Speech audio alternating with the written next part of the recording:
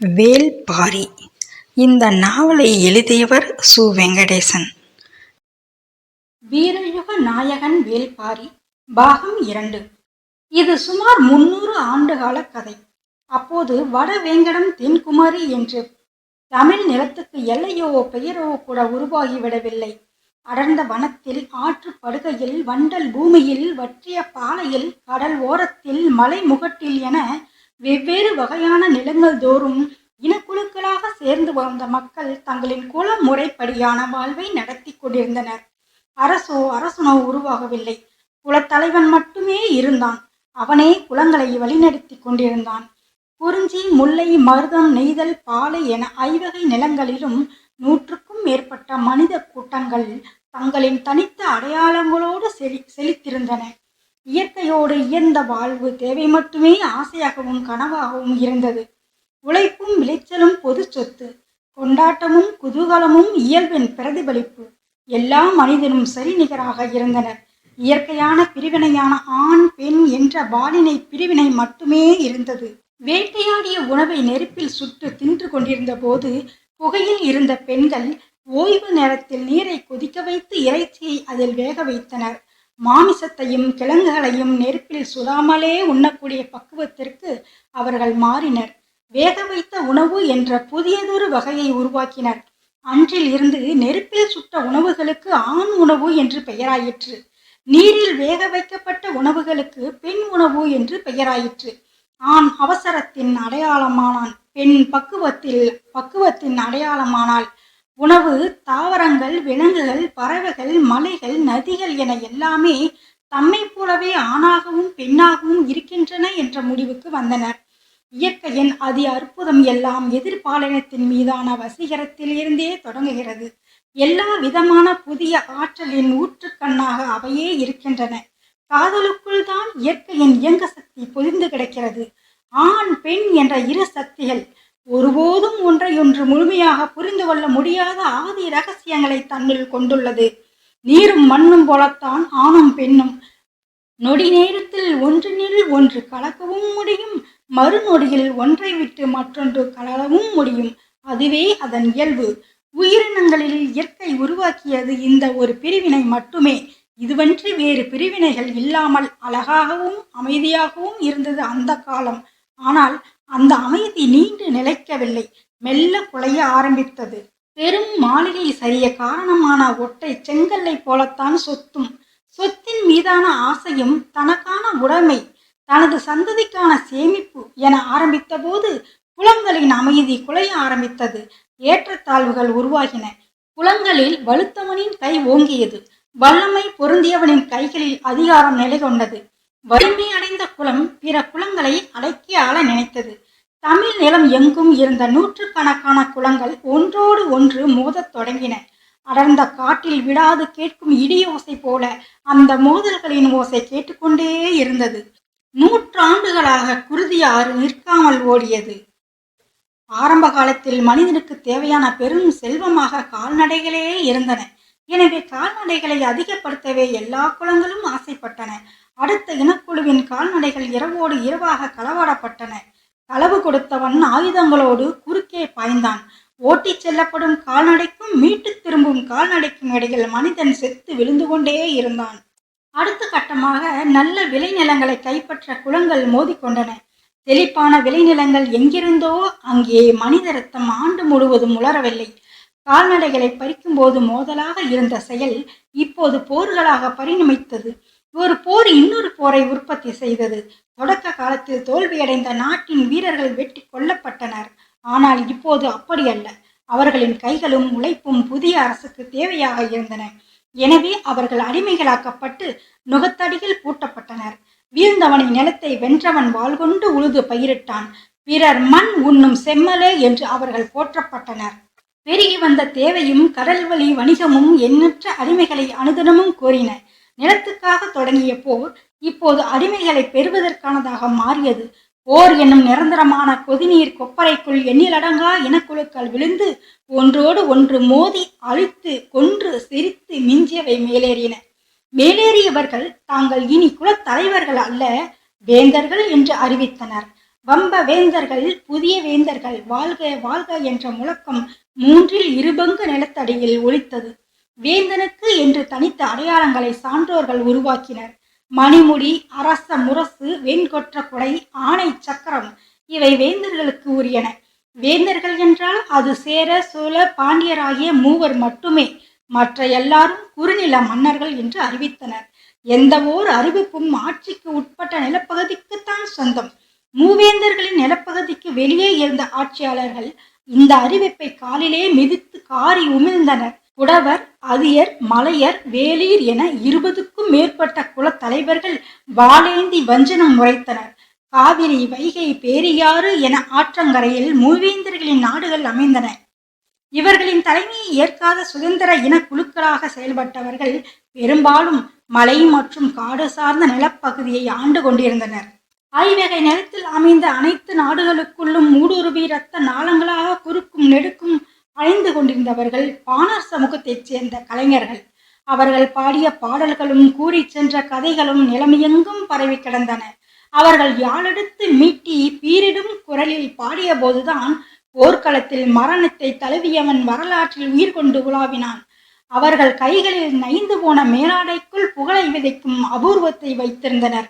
எல்லோருக்கும் தேவை புகழ். தலைமுறை தலைமுறையாக சொல்லப்பட வேண்டிய வீரக்கதையின் நாயகனாக நிலை பெற வேண்டிய புகழ்.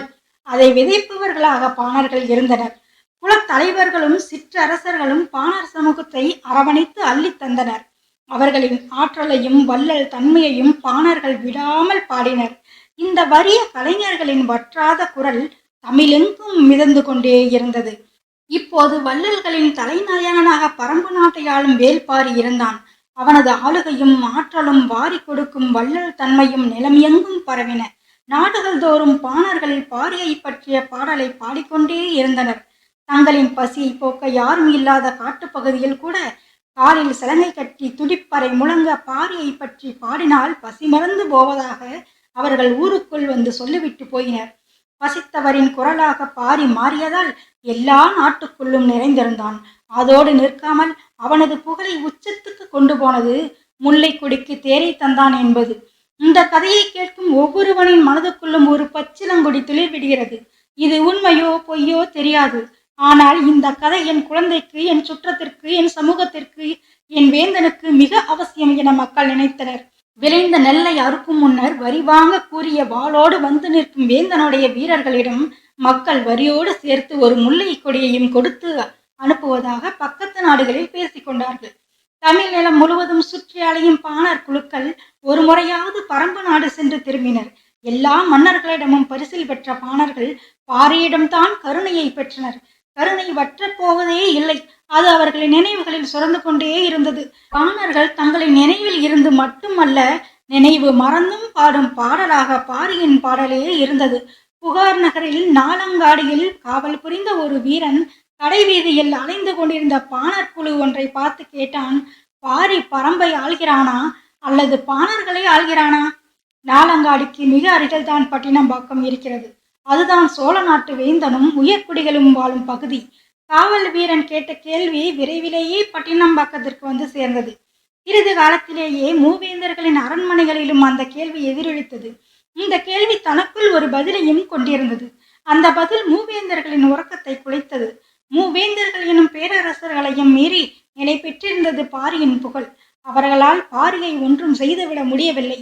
காரணம், பாரியின் மாவீரம், பரம்பு நாட்டின் நிலவியல் அமைப்பு, படை வலிமை இவை எல்லாம் தான். ஆனாலும் சந்தர்ப்பத்தை எதிர்பார்த்து காத்திருந்தனர். இந்த நிலையில்தான் கபிலர் அருக நாட்டை ஆளும் சிறுகுடி மன்னன் செம்பனின் மாளிகைக்கு தற்செயலாக வந்து சேர்ந்தார். அன்றைய தமிழகத்தின் பெரும் புலவராக விளங்கியவர் கபிலர். கபிலரை போன்ற புலவர்களே மாற்றரசுக்குள் நுழையவும், அரசனின் அறிவுரை சொல்லவும், போரை தடுக்கவும் அவசியம் என கருதப்பட்ட தாக்குதலை நடத்தவும் காரணமாக இருந்தார்கள். அவர்கள் நிலம் எங்கும் சுற்றி அலைந்தபடி இருந்தனர். கடற்கரையில் காய்ந்த மீனும் ஆயர்குடியின் தயிர் மத்தும் இவர்களின் பாடலின் சுவையை கூட்டின. பாலை நிலத்தின் ஊன்சோறும் குறிஞ்சி நிலத்தின் புளித்த கல்லும் தமிழ் கவிதைகளை செழிப்புற செய்தன. கபிலர் பரம்பு நாட்டுக்கும் போனது இல்லை, வேல்பாரியை சந்தித்ததும் இல்லை. ஆனால் பாரியை பற்றி பாணர்கள் மீண்டும் மீண்டும் பாடிய போது அவருக்கு ஆச்சரியத்தை விட சந்தேகமே வலுப்பெற்றது. எல்லாராலும் அதிகம் புகழப்படும் ஒரு இடத்தில் பிழைகள் மலிந்திருக்கும். யாருடைய கவனத்தையும் சிதைக்கும் ஆற்றல் புகழுக்கு உண்டு. அதற்கு அடிமையாகாதவர்களை அது சந்தித்தது இல்லை என்ற அகம்பாவம்தான் புகழின் ஆணிவேர். எனவே புகழால் நிலை பெற்றுள்ள ஒன்றின் மீது இயல்பான கசப்பு கபிலருக்கு உருவாகியிருந்தது. நடுநாட்டு அரசன் வேண்மானை காண சென்று கொண்டிருந்த கபிலர் பயண களைப்பு மிகுதியால் சற்று ஓய்வெடுத்து செல்லலாம் என்று முடிவெடுத்தார். வாலி ஆற்றங்கரையில் அமைந்த செம்பனின் அரண்மனையை நோக்கி தேரை ஓட்டச் சொன்னார். பாணர்களின் கூத்தை பகலெல்லாம் பார்த்திருந்த செம்பனுக்கு மாலையில் திடீரென கபிலர் வந்தது பெரும் மகிழ்வை தந்தது. பச்சை நிற குப்பியில் நிறைந்து வலியும் கல்லோடு தொடங்கியது அன்றைய இரவு. கல்லை பருக தொடங்கியதும் அதன் புளிப்பு சுவை சற்றே மாறுபட்டதாக இருக்கிறதே என்று உணர்ந்த கபிலர், இது என்ன கல் என்று கேட்டார். தேனில் இருந்து தயாரித்து மூங்கில் குழாயில் இட்டு நன்கு புளிக்க வைத்த முக்கிய கல். நாங்கள் இதை தேங்கல் என்போம். உங்களைப் போல் புலவர்கள் தேரல் என்று சொல்வீர்கள் என்றான் செம்பன். அப்போது வீரன் ஒருவன் உண்பதற்காக கரித்துண்டங்களை புழலி பானை நிறைய கொண்டு வந்து வைத்துவிட்டு போனான். அந்த பானையை கபிலர் எடுத்து உண்ண ஏதுவாக அவரை நோக்கி தள்ளி வைக்க முயன்றான் செம்பன். பானையை ஒரு கையால் தள்ள முடியவில்லை. இன்னொரு கையில் இருந்த குப்பியை கீழே வைத்துவிட்டு இரு கைகளாலும் தள்ளினான். அதை கவனித்த கபிலர் கல்லை பருகியபடியே கேட்டார், பகலெல்லாம் பாணர்களுக்கு அள்ளி வழங்கியதால் உனது கரம் சோர்ந்து போய்விட்டதா? இல்லை பெரும் புலவரே, அவர்களுக்கு அள்ளி வழங்கும் நல்வாய்ப்பு எதுவும் இன்று எனக்கு கிடைக்கவில்லை. ஏன்? அவர்கள் பரம்பு மலையில் பாரியை பார்த்து விட்டு வருபவர்கள். எடுத்து செல்ல முடியாத அளவு பொருட்களோடு தான் இங்கு வந்தார்கள். என்னை நன்கு அறிந்த கீழ்குடி பாணர் கூட்டம் அது. எனவே என்னோடு விருந்துண்டு ஆடி கழித்து விட்டு போனார்கள். நெய்யிலே வறுத்தெடுத்த மான்கரியின் கால் சப்பையை கடித்து இழுத்தபடி கபிலர் கேட்டார், பரம்பு நாட்டுக்கு போய் திரும்புபவர்கள் இந்த பக்கம் ஏன் வந்தார்கள்? அருக நாட்டின் தென் திசை எல்லை பச்சைமலை தொடரில்தான் முடிகிறது. அந்த பக்கம் இருக்கும் வேட்டுவன் பாறையின் வழியாக பரம்பு மலைக்கு போகும் பாதை ஒன்று உண்டு. ஆனால் அது முறையான பாதை அல்ல. அதில் எப்படி இவர்கள் இறங்கி வந்தார்கள் என்று தெரியவில்லை என்று சொல்லியபடி தனக்கான கரித்துண்டை எடுத்து கடித்தான். பாதையை முறையற்று வைத்திருப்பது அரச குற்றம் என்றார் கபிலர். மலைப்பாதையை பாதுகாப்பது கடினம் அல்லவா என கேட்டான் செம்பன். அவன் தேருக்கு முக்கியத்துவம் கொடுத்திருந்தால் பாதையை பாதுகாத்திருப்பான். முல்லைக்கு கனிவு காட்டியவன் பாதையை கைவிடத்தான் வேண்டும். கைவிடப்பட்ட பாதையால் வணிகம் வளராது. வணிகம் பெருகாத நாட்டில் வளம் கூடாது. வளமற்ற நாட்டில் நிறைந்திருப்பது மக்களின் கண்ணீர் துளிகளே. பரம்பு நாடு வளமிக்கது. அது மட்டுமல்ல, பாரியை பார்க்க போன யாருமே பாதை தவறியோ வன மிருகங்களிடம் சிக்கிக்கொண்டோ வழி தெரியாமல் இடர்பட்டதாகவோ நான் கேள்விப்பட்டதில்லை என்றான் செம்பன். பாதை சரியில்லாத வழியில் பயணம் மட்டும் எப்படி சரியாக இருக்க முடியும்? கபிலரின் திடமான கேள்விக்கு செம்பனிடம் பதில் இல்லை. குப்பியில் இருந்த கல் தீர்ந்து கொண்டே இருந்தது. பாரி விருந்தினரை நிர்வகிப்பதில் தேர்ந்தவன் என்று நினைக்கின்றேன். ஆனால் வள்ளல் தன்மை என்பது நிர்வாக திறமை அல்ல. அது குழந்தையின் குரல் கேட்ட கணத்தில் பால் கசியும் தாயின் மார்பை போன்றது. நீங்கள் பாரியை வள்ளல் இல்லை என்கிறீர்களா? பாரியை வள்ளல் என்றோ சிறந்த அரசன் என்றோ என்னால் இப்போது சொல்லிவிட முடியாது. தான் பேசும் வார்த்தைகளை உணர்ந்தவாறே கபிலர் சொன்னார், நாளை காலை நான் வேட்டுவன் பாறை வழியாக பாரியின் பரம்பு நாட்டுக்குள் நுழைவேன். செம்பன் அதிர்ந்து பார்த்தான். நடுநாட்டுக்கு அல்லவா போவதாக சொன்னீர்கள்? நாம் தீர்மானித்தபடியெல்லாம் நடந்து விடுவது இல்லை. வார்த்தை தான் நம்மை வழிநடத்துகிறது. ஒரு குப்பிக்கல் பல நேரம் வரலாற்றையே மாற்றியிருக்கிறது. யார் அறிவார்? ஒரு கையால் நீ பானையை தள்ளாமல் போனதால் இன்னும் என்னென்ன நடக்கப் போகிறதோ. கபிலரின் வார்த்தையை கேட்டு செம்பன் ரசித்து சிரித்தான். மறுநாள் காலை கபிலரை பரம்பு நாட்டுக்கு பாதுகாப்போடு அழைத்து செல்ல ஒரு படையோடு செம்பன் தயாராக இருந்தான். நான் பரிசோதிக்க நினைப்பது பாரியை, உனது படைபலத்தை அல்ல. கபிலரின் குரல் படையுடன் சேர்ந்து செம்பனையும் சாய்த்தது. தனித்த தேரில் கபிலர் புறப்பட்டார். கபிலர் தனது துணிச்சல் கொண்டு பாரியை அளவிட முடிவு செய்து வேட்டுவன் பாறையின் வழியே மேலே ஏறினார். எங்கிருந்தோ வந்த நீலன் அவருடன் இணைந்து கொண்டான். இப்போது வரை அவருக்கு பிடிபடவில்லை. அவன் வந்து இணைந்தது தற்செயலா அல்லது நிலைத்த ஏற்பாடா? ஆனால் நீலனுக்கு பிடிப்பட்டிருந்தது. கபிலர் காலில் ஏற்பட்டுள்ளது தசை பிடிப்பு. அது நேரம் ஆக ஆக வலியை கூட்டும். இந்த இடத்தில் ஆபத்து அதிகம். எனவே பேச்சு கொடுத்தபடி விரைவாக தனது குடிலுக்கு அழைத்து செல்ல வேண்டும் என முடிவோடு வேக வேகமாக முன்னகர்த்தி சென்றான். வானில் பறவை கூட்டங்கள் வலசையாக கூடு திரும்பி கொண்டிருந்தன. இரவின் வாசல் கதவு திறக்கப் போகிறது. பசுவின் மடுவில் இரவு பால் சுரக்க தொடங்கி இருக்கும். மண்ணை பார்க்க முடிகிற வெளிச்சம் இன்னும் எவ்வளவு பொழுது நீடிக்கும் என்று யோசித்தபடி நீலன் விரைவு கொண்டு நடந்தான்.